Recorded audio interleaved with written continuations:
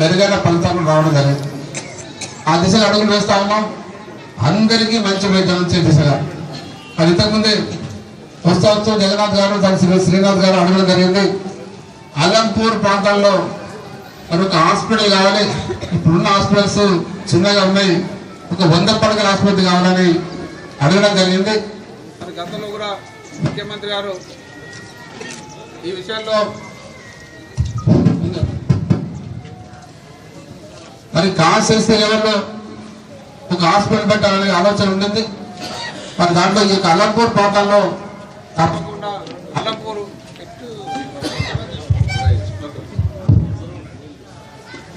అలంపూర్ నియోజకవర్గానికి మరి ఒక సెంటర్ పాయింట్ చూసుకొని మరి అలంపూర్ చౌరాసా అయితే బాగుంటుందని ఇక్కడ నాయకులంతా చెప్తా ఉన్నారు.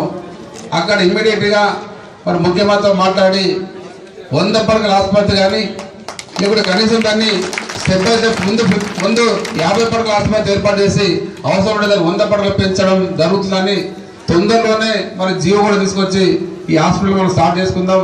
ఈ ప్రాంత ప్రజలకు లాభం దిశగా అడుగులు వేద్దామని తెలియజేస్తా ఉన్నాను.